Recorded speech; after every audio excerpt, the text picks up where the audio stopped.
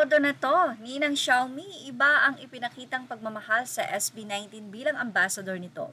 Sino pa nga ba ang hindi makakakilalang mga Pinoy sa kanila kung mababasa mo or makikita mo ang mukha nila sa isang train or LRT?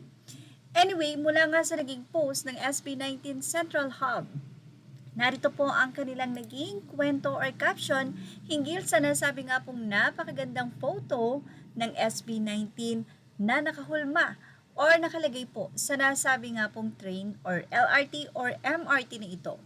All aboard the future. A whole train wrapped in innovation, confidence, and unmistakable people power led by SB19. Xiaomi Philippines officials ambassadors. When world-class talent meets cutting-edge tech, even an ordinary commute turns into a full-on statement. Sleek visuals, bold attitude, and 5 icons redefining what it means to move smart and stand out.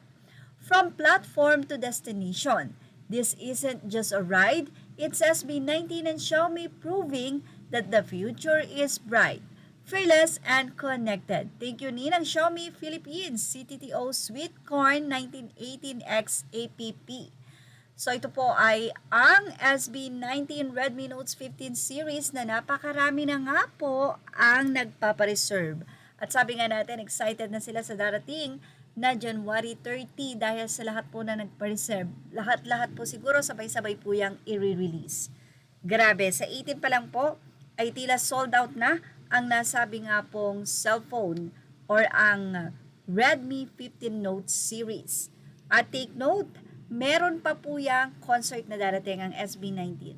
Kaya nga ang tawag nila sa isa't isa, anak ng mafia. But anyway, grabe din ang pagkagalante ng Xiaomi Philippines. Dahil napakamahal po na magpalagay ng mukha sa isang pampublikong sasakyan. So, ibig sabihin doon, ilalagay mo yon, ipopromote mo yon, so babayaran nila po yon.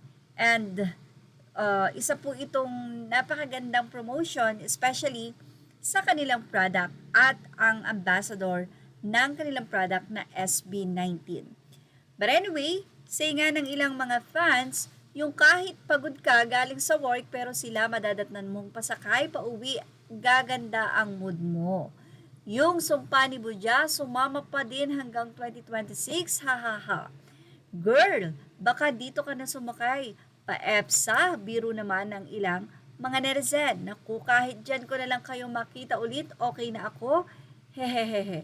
Naku, in fairness, mukhang ang mga 18 baka hindi naman mag-MRT or LRT, pero mapapasakay doon dahil curious silang makita ito. Anong masasay nyo kay Ninang Xiaomi?